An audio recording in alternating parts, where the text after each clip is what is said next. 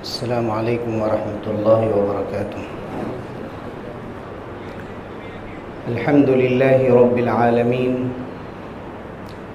والصلاة والسلام علی سید الانبیاء والمرسلین سیدنا محمد وعلی آلہ واصحابہ اجمعین، اما بعد فاعوذ باللہ من الشیطان الرجیم، بسم اللہ الرحمن الرحیم۔ ان عدة الشهور عند الله 12 شهرا في كتاب الله يوم خلق السماوات والأرض منها 4 حرم ذلك الدين القيم۔ میرے محترم بزرگوں، عزیز بھائیوں اور دوستوں، یہ اللہ تعالیٰ کا خاص فضل اور اس کا احسان ہے کہ اس نے ہمیں نماز جمعہ کی ادائیگی کے لیے اپنے گھر میں جمع فرمایا، اور اس موقع سے قرآن و حدیث کی کچھ ضروری ہدایات اور رسول اکرم صلی اللہ علیہ وسلم کی سیرت سے متعلق جو اہم اسباق ہیں ان کو ذکر کرنے اور سننے کی سعادت نصیب فرمائی۔ اللہ تعالیٰ اس کو قبول فرمائے۔ حضرات، یہ ذی الحجہ کے بالکل آخری ایام چل رہے ہیں، اور ذی الحجہ اسلامک کیلنڈر کا آخری مہینہ ہوتا ہے۔ 1444 ہجری ہے،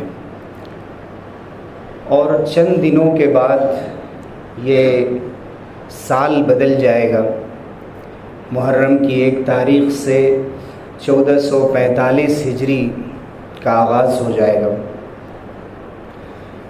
اس کیلنڈر کے ساتھ ہجری کا لفظ لگا ہوا ہے، جو عیسوی کیلنڈر کے برعکس، گریگورین کیلنڈر کے برعکس، جہاں سورج پر اعتماد کیا جاتا ہے، سورج کی گردش پر، یہاں چاند کی گردش پر اعتماد کیا جاتا ہے، اور اسی کے مطابق، اسی کیلنڈر کے مطابق ہماری بہت سی عبادتیں انجام پاتی ہیں۔ رمضان کے روزے ہوں، یا زکوٰۃ کا نظام ہو، یا طلاق اور وفات کی عدت ہو، کسی کے شوہر کا انتقال ہو گیا ہو اس کی عدت گزارنی ہوتی ہو، یا طلاق ہو گئی ہو کسی عورت کو، یا خلا ہو گیا ہو اس کی عدت گزارنی ہو، یا ہمیں مال پر سال گزر گیا ہے اور زکوٰۃ اس پر فرض ہے، اس کا حساب کرنا ہو، یہ سب چیزیں چاند کی تاریخوں سے جڑی ہوئی ہیں۔ ہماری قربانی، ہمارا حج، ہمارے روزے، عید الفطر، یہ سب چیزیں چاند سے جڑی ہوئی ہیں۔ اس لیے ہمیں ایک تو اس کی تاریخ سے واقف ہونا چاہیے، اور دوسری طرف اس تاریخ کو استعمال کرنا چاہیے۔ ہم خود اس کو یاد رکھیں۔ پہلی بات تو یہ ہے کہ ہم اسے یاد رکھیں کہ کون سی تاریخ چل رہی ہے، کون سا مہینہ چل رہا ہے۔ صرف یہ نہ ہو کہ ہم محرم کو یاد رکھیں اور عید الفطر اور عید الاضحیٰ اور رمضان اور ربیع الاول، اور اس کے علاوہ ہمیں کوئی اور تاریخ یا کسی مہینے سے کوئی دلچسپی نہ ہو، اور ہم صرف عیسوی اور انگریزی کیلنڈر کا استعمال کرتے ہوں اور اپنی اس تاریخ کو ہم بھلا دیں۔ اس لیے اس موقع سے ہجرت کے تذکرے اور ہجری کیلنڈر کے بارے میں کچھ بیان کرنے کا مقصد یہی ہے کہ ایک تو ہم ہجرت نے مسلمانوں کو کیا دیا، اور اسلام کو ہجرت سے کیسی سربلندی حاصل ہوئی، وہ ہجرت جو حضور صلی اللہ علیہ وسلم نے مکہ مکرمہ سے مدینہ منورہ کی طرف اللہ کے حکم سے فرمائی تھی،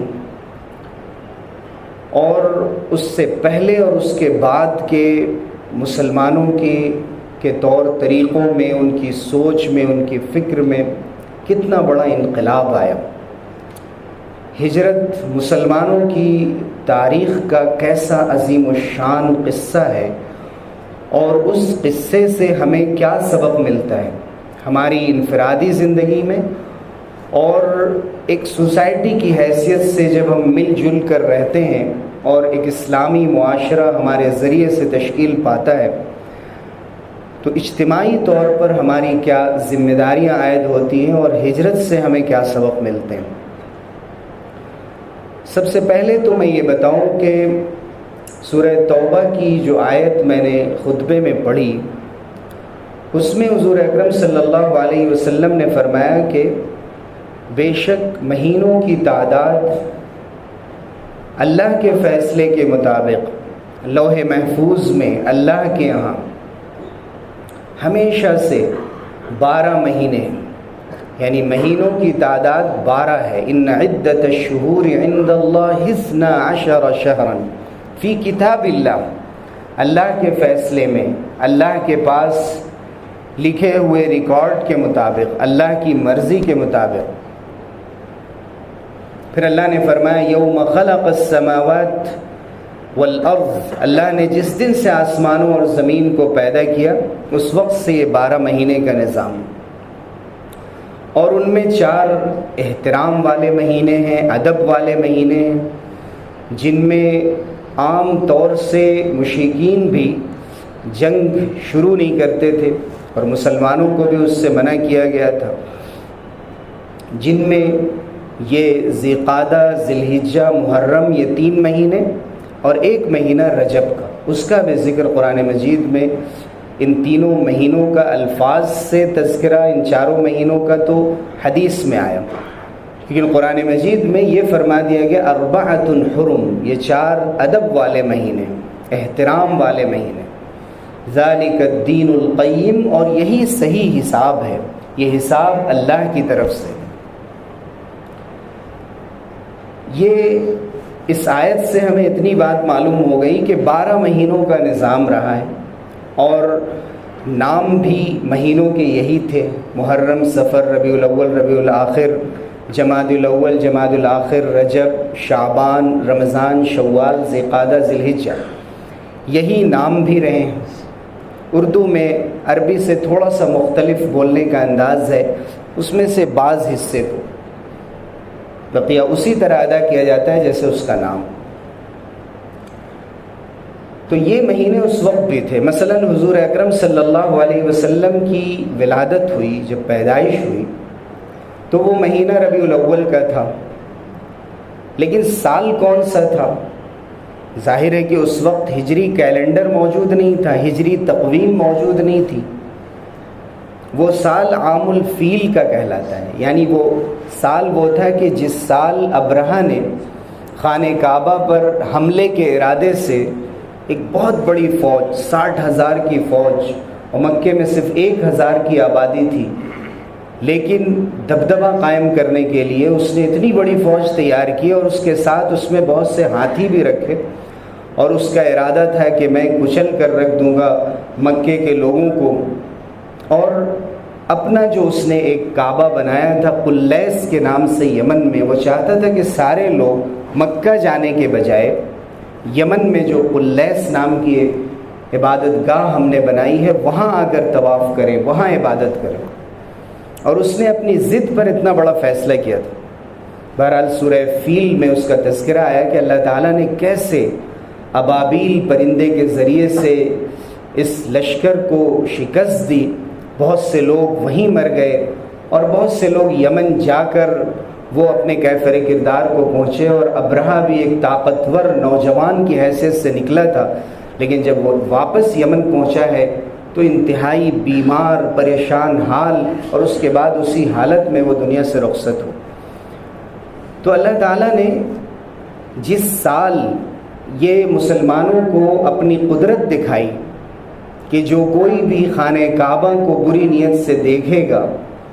اور حرمین کو اپنا نشانہ بنائے گا، اس کے ساتھ اللہ کا یہ فیصلہ ہے۔ اور عبد المطلب نے اس بات کو سمجھا تھا،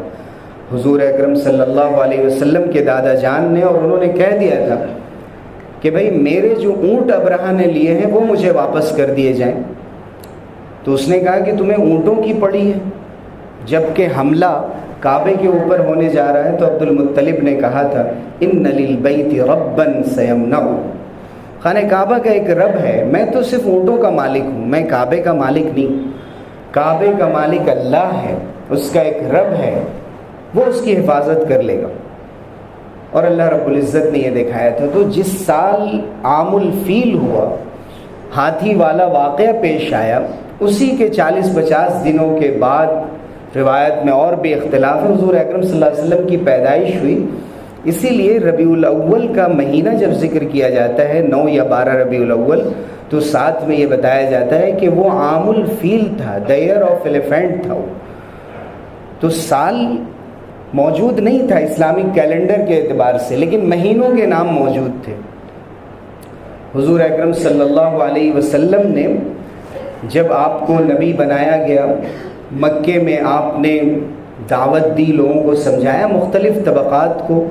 وہاں اذیتوں کا، تکلیفوں کا سامنا کرنا پڑا آپ کو، آپ کے صحابہ کو، صحابیات کو۔ اس کے بعد آپ نے بنو ثقیف کا قصد کیا، آپ طائف تشریف لے گئے، وہاں آپ کے ساتھ برا سلوک کیا گیا۔ اس کے بعد معراج کا واقعہ پیش آیا، اور پھر اللہ رب العزت نے حضور اکرم صلی اللہ علیہ وسلم کو اجازت دی ہجرت کی۔ اس وقت جب ہجرت کی گئی وہ بھی ربیع الاول کا مہینہ تھا۔ حضور اکرم صلی اللہ علیہ وسلم کی ولادت، آپ کی وفات اور ہجرت سب ربیع الاول کے مہینے میں ہوئی۔ جب ہجری کیلنڈر بنایا جا رہا تھا، تقریباً ہجرت کے 17 سال کے بعد، حضرت عمر ابن خطاب رضی اللہ عنہ کا زمانہ تھا۔ وہ اس وقت اسلام کے دوسرے خلیفہ کی حیثیت سے اور پہلے امیر المومنین کی حیثیت سے، چونکہ حضرت ابوبکر صدیق رضی اللہ عنہ نے امیر المومنین کا ٹائٹل نہیں لیا تھا، خلیفۃ المسلمین کہلاتے تھے، مسلمانوں کے خلیفہ۔ پہلی مرتبہ حضرت عمر رضی اللہ عنہ کے لیے امیر المومنین استعمال ہوا تھا، کہ اہل ایمان کے امیر حضرت عمر رضی اللہ عنہ جب خطوط لکھتے تھے، لیٹرز روانہ کرتے تھے، جو فرمان اور احکام بھیجتے تھے مختلف علاقوں کے گورنروں کو اور ذمہ داروں کو، تو اس حکم نامے میں اخیر میں حضرت عمر رضی اللہ عنہ کا سگنیچر ہوتا تھا اور ڈیٹ ہوتی تھی۔ حضرت ابو موسیٰ اشعری رضی اللہ عنہ نے حضرت عمر رضی اللہ عنہ سے عرض کیا کہ اے امیر المومنین، آپ کے خط میں شعبان کا مہینہ لکھا ہوا ہے، لیکن اس سے یہ نہیں معلوم ہو رہا ہے کہ شعبان اس سال کا یا شعبان گزرے ہوئے سال کا، چونکہ خط کافی دیر میں اس زمانے میں پہنچتے تھے، ہمیں کیسے معلوم ہو کہ یہ فرمان آپ نے کب جاری کیا، اس سال یا اس سے پہلے والے سال میں آپ نے جاری کیا۔ اس لیے ہمارا کوئی اپنا کیلنڈر، اس کا ایک سسٹم، ایک نظام ہونا چاہیے جس سے ہمیں پتہ چلے کہ کس سال یہ خط لکھا گیا ہے اور کس سال یہ فرمان جاری کیا گیا۔ حضرت عمر رضی اللہ عنہ نے لوگوں کو جمع فرمایا، مشورہ لیا، اور ایسے تمام کام جن کا ذکر قرآن مجید میں نہیں ہے، اللہ نے حکم نہیں دیا، اللہ کے رسول نے حکم نہیں دیا، اگر ایسی کوئی بات پیش آ جاتی تھی تو اس وقت کے جو امیر المومنین ہوتے تھے، خلیفہ ہوتے تھے، ان کا طریقہ یہی تھا، اور مسلمانوں کے لیے اسی طریقے کو بہترین طریقہ قرار دیا گیا اور ضروری قرار دیا گیا کہ اس کو ہمیشہ اختیار کیا جائے، اور یہ مسلمانوں کے لیے تیسرے ریسورس کا درجہ رکھتی ہے کہ کتاب اللہ، اللہ کی کتاب، سنت رسول اللہ، اللہ کے رسول کی سنت، اور اگر ان دونوں میں کوئی حکم نہ ملے تو اجماع کہتے تھے اسے، مسلمانوں کا اتفاق، اور ان مسلمانوں کا جو شریعت سے، اللہ کی کتاب اور اللہ کے رسول کی سنت سے، سیرت کے واقعات سے واقف ہوں، وہ بیٹھ کر جمع ہو کر کسی معاملے میں مشورہ کریں، اس کو اجماع کہا جاتا ہے۔ اور اس کے بعد چوتھے نمبر پر قیاس آتا ہے، جس کی تفصیل ابھی ہمیں نہیں ذکر کرنی، ہم صرف اجماع کے بارے میں ذکر کرنا چاہ رہے ہیں، اس حیثیت سے کہ بہت سے ایسے کام انجام پاتے تھے کہ جس کی واضح دلیل ہمیں نہیں ملتی تھی، لیکن حضور صلی اللہ علیہ وسلم کی جو عمومی ہدایات ہوتی تھیں، جو انسٹرکشنز ہوتی تھیں، ان کی روشنی میں ان کو حل کیا جاتا تھا، اور سب مل کر کسی ایک رائے پر جمع ہوتے تھے، اور پھر جو ڈیسیژن لیا جاتا تھا، جو فیصلہ لیا جاتا تھا، جو تجویز پاس ہوتی تھی، وہ سب کے لیے قابل عمل ہوتی تھی، واجب العمل ہوتی تھی کہ ہر ایک کو اس پر عمل کرنا ضروری ہے۔ مثلا حضرت ابوبکر صدیق رضی اللہ عنہ کے زمانے میں قرآن کی آیات کو ایک جگہ جمع کیا گیا۔ حضرت عثمان رضی اللہ عنہ کے زمانے میں قرآن مجید کے 6 نسخے یا 7-8 نسخے تیار کرائے گئے، جس کو امام کہا جاتا ہے، اور وہ تیار کرا کے مختلف جگہوں پر بھیجے گئے کہ قریش کے لہجے میں، ایکسنٹ میں جو الگ الگ فرق ہے، اور اس لیے قرآن کی آیات کو لوگ مختلف انداز سے پڑھتے ہیں، اور اس میں شک و شبہ ہوتا ہے، اور بہت سے وہ لوگ اسلام میں داخل ہو رہے ہیں جو عربی نہیں ہیں، عجمی ہیں، جو عربی زبان سے واقف نہیں ہیں، تو وہ قرآن کے الفاظ کو غلط ادا کر سکتے ہیں۔ اس لیے ایک طریقے پر قرآن کو جمع کر دیا گیا، اور یہ کام حضرت عثمان رضی اللہ عنہ نے اپنے زمانے میں کرایا۔ ایسے بہت سے کام جس میں یہ ہجری کیلنڈر بھی ہے، اس کے لیے تمام اہم لوگوں کو جمع کیا جاتا تھا، مشورہ کیا جاتا تھا، بحث ہوتی تھی، ڈیبیٹ ہوتا تھا، اور اس کے بعد مناقشے کے بعد، بحث و مباحثے کے بعد کوئی ایک بات طے کی جاتی تھی، جس میں اسے بھی طے کیا گیا۔ حضرت عمر رضی اللہ عنہ نے لوگوں سے پوچھا کہ حضور صلی اللہ علیہ وسلم کی ولادت کو بنیاد بنایا جائے اسلامک کیلنڈر کے لیے، کہ آپ کی پیدائش کے سال کو اسلامک کیلنڈر کا پہلا سال بنایا جائے، یا حضور اکرم صلی اللہ علیہ وسلم کے وصال اور آپ کی وفات کو پہلا سال قرار دیا جائے، یا حضور اکرم صلی اللہ علیہ وسلم کی بعثت کے سال کو، جس سال آپ نبی بنائے گئے، اس کو پہلا سال قرار دیا جائے۔ پھر اس مشورے میں یہ طے پایا کہ نہیں، جس سال آپ نے ہجرت فرمائی اس سال کو پہلا سال قرار دیا جائے۔ حضرت عمر رضی اللہ عنہ نے فرمایا کہ ان الہجرت فرقت بین الحق والباطل، ہجرت ایک ایسا واقعہ تھا جس نے حق اور باطل کے درمیان فرق کیا، اور مسلمانوں کو غلبہ حاصل ہوا، ایک انقلاب آیا، اس لیے ہجرت کو پہلا سال قرار دیا گیا۔ گویا جب اسلامک کیلنڈر کی ابتدا ہوئی تو اس وقت ہجرت کے 17 سال ہو چکے تھے، اور پہلی مرتبہ جب ڈیٹ ڈالی گئی تو سن 17 ہجری کی ڈیٹ ڈالی گئی، اور اس وقت سے پھر 18-19 تک چلتی رہی۔ اور پچھلے کے جتنے واقعات بھی جوڑے جاتے، مثلا بدر کب پیش آیا، احد کب پیش آیا، 2 ہجری 3 ہجری، اس اعتبار سے اس کو طے کیا جاتا ہے۔ حضور اکرم صلی اللہ علیہ وسلم کی ہجرت ایک بہت بڑا انقلابی واقعہ ہے۔ اس انقلابی واقعے کی تفصیل ہمیں پڑھنی چاہیے، سیرت رسول اللہ صلی اللہ علیہ وسلم کی روشنی میں اس کا مطالعہ کرنا چاہیے کہ آپ نے ہجرت کا پلان کیسے بنایا، ہجرت کا پورا واقعہ کیا ہے۔ لیکن اس سے جو ہمیں اہم سبق ملتے ہیں ان کو ہم مختصر وقتوں میں پیش کر سکتے ہیں۔ تفصیلی واقعہ جو ہجرت کا ہے، اس کا بیک گراؤنڈ اور پھر کس طرح اسے نافذ کیا گیا، اس کے بعد کیا ہوا، یہ ہمیں سیرت میں مطالعہ کرنا ضروری ہے۔ حضور اکرم صلی اللہ علیہ وسلم کی ہجرت سے ہمیں جو 2-3 اہم سبق ملتے ہیں، ان میں سب سے اہم سبق مسلمانوں کے لیے توکل علی اللہ، اللہ پر بھروسہ۔ جب حضرت ابوبکر صدیق رضی اللہ عنہ اور حضور اکرم صلی اللہ علیہ وسلم غار میں تھے، غار ثور کے اندر، اس وقت جب حضرت ابوبکر کو یہ محسوس ہوا کہ اگر کسی نے اپنے پیر کی طرف بھی دیکھا، اپنے قدم کی طرف بھی، تو وہ ہمیں دیکھ لے گا، غار پر جب اس کی نظر پڑے گی تو ہم نظر آ جائیں گے۔ حضور صلی اللہ علیہ وسلم نے اس وقت فرمایا تھا کہ ما ظنک باثنین اللہ ثالثہما، اے ابوبکر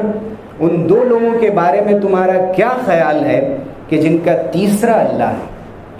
اللہ اگر ہمارے ساتھ ہے تو کوئی چیز ہمیں نقصان نہیں پہنچا سکتی۔ اور سورہ توبہ میں بھی اس کا ذکر فرمایا گیا، ثانی اثنین اذ ہما فی الغار اذ یقول لصاحبہ لا تحزن ان اللہ معنا۔ یہ مسلمانوں کا شعار ہونا چاہیے جو حضور نے حضرت ابوبکر کو سمجھایا، تم غم نہ کرو، بے شک اللہ ہمارے ساتھ ہے۔ اللہ کے توکل میں سب سے بڑی چیز اللہ کی معیت کا احساس ہے کہ اللہ ہمارے ساتھ ہے۔ ہم کسی بھی کنڈیشن میں، کسی بھی سچویشن میں ہیں کیسے بھی حالات ہوں اللہ کی معیت کا احساس اور اس بات کا احساس کہ اللہ رب العزت کی مدد آتی ہے اور اہل ایمان کے ساتھ آتی ہے اور آ سکتی ہے. کبھی بھی اس سے مایوس ہونا، خوف میں مبتلا ہو جانا یا یہ سمجھنا کہ پہلے اللہ مدد کرنے پر قادر تھا اب وہ مدد نہیں کرتا، یا اس نے ہمیں ہمارے گناہوں کی وجہ سے محروم کر دیا ہے، یہ فیصلہ ہم اور آپ ہرگز نہیں کر سکتے. ہم اپنے گناہوں، اپنی کمزوریوں اور اپنی معصیتوں کے باوجود اللہ سے توبہ کرنے کے ساتھ ساتھ، استغفار کے ساتھ ساتھ ہمیشہ اللہ کی نصرت اور اعانت کی طرف پہلی نظر کریں گے. پہلی نظر ہماری اللہ پر ہوگی. لیکن توکل نام ہے دل کے عمل. دل اللہ پر بھروسہ کرتا ہے، لیکن دل اللہ پر بھروسہ کر کے اگر بیٹھ جائے،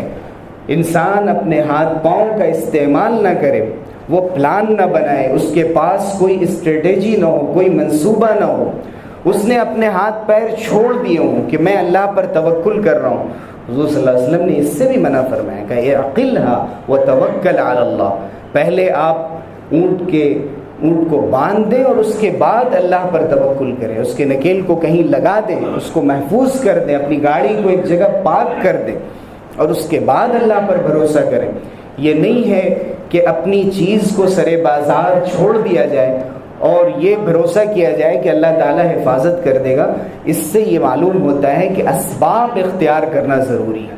لیکن یہ سمجھنا کہ جتنے اسباب ہیں، جو ذرائع ہم اختیار کر رہے ہیں، جو پلان ہم بنا رہے ہیں، یہ ہمیں یقینی طور پر کامیابی دلا دیں گے.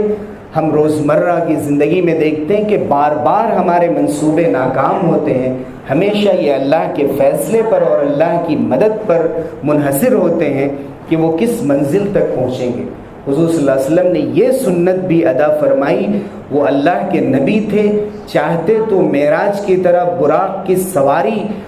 حاضر کر دی جاتی اور اب سوار ہو کر مکے سے مدینے چلے جاتے، لیکن پہلے سے تیاری حضرت ابوبکر صدیق رضی اللہ عنہ نے 2 اونٹنیوں کی اور اس موقع سے حضور نے اتنی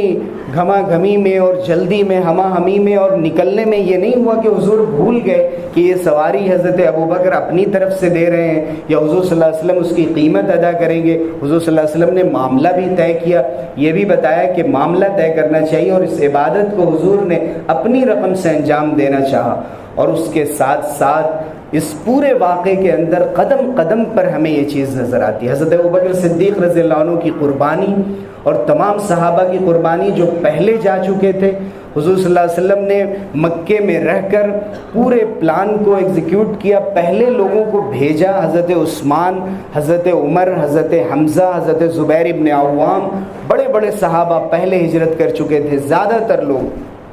حضرت ابوبکر و علی کو حضور صلی اللہ علیہ وسلم نے اپنے ساتھ رکھا تھا. حضرت علی رضی اللہ عنہ کو اپنے بستر پر سلایا. یہ بھی اس پلان کا حصہ تھا کہ ان لوگوں کو جو حضور صلی اللہ علیہ وسلم کے قتل کے مشورے کر رہے تھے اور یہ چاہتے تھے کہ اچانک تمام قبائل کے لوگ حضور پر مل کر حملہ کر دیں، آپ نے حضرت علی رضی اللہ عنہ کو اپنے بستر پر سلایا اور انہوں نے یہ سمجھا کہ یہ حضور صلی اللہ علیہ وسلم میں اچانک جب نظر پڑی تو دیکھا یہ حضرت علی.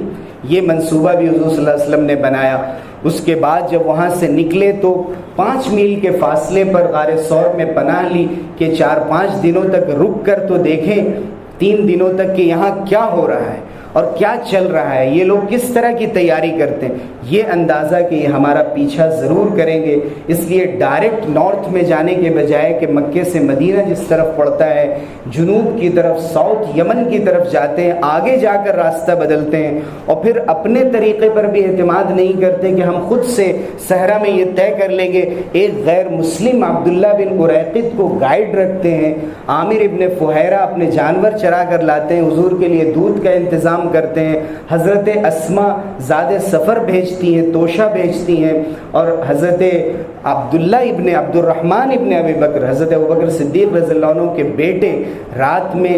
غار کے اندر ان لوگوں کے ساتھ رہتے ہیں اور صبح ہونے سے پہلے مکہ واپس چلے جاتے ہیں، دن بھر ان لوگوں کے بیچ رہ کر راز اور منصوبے ان کے معلوم کرتے ہیں اور رات کے وقت حضور کو خبر دیتے ہیں تاکہ آگے کے پلان آسان ہو۔ اس طرح سے حضور اکرم صلی اللہ علیہ وسلم نے یہ سفر طے فرمایا۔ اس میں اور بہت سی جہتیں ہیں، بہت سے وہ پہلو ہیں جن سے ہم جس حال میں بھی ہوں اور جہاں کہیں بھی ہوں ہم اجتماعی زندگی میں بہت سے سبق لے سکتے ہیں، جن میں سب سے پہلا اور آخری سبق یہ ہے کہ ہم اللہ پر توکل کریں اور اس کے ساتھ ساتھ جو اللہ نے ذہن و دماغ دیا ہے، صلاحیتیں دی ہیں، اسباب کے اختیار کرنے میں ان کو لگائیں اور اجتماعی زندگی میں وحدت کا ثبوت دیں، ایک دوسرے کو سپورٹ کریں، ایک دوسرے کی مدد کریں، ایک دوسرے کے لیے آگے آئیں اور ہمیشہ اس کو اپنا فریضہ سمجھیں۔ اللہ رب العزت ہم سب کو عمل کی توفیق سے نوازے، آمین وآخر دعوانا الحمدللہ رب العالمین۔ حضرات، میں اس وقت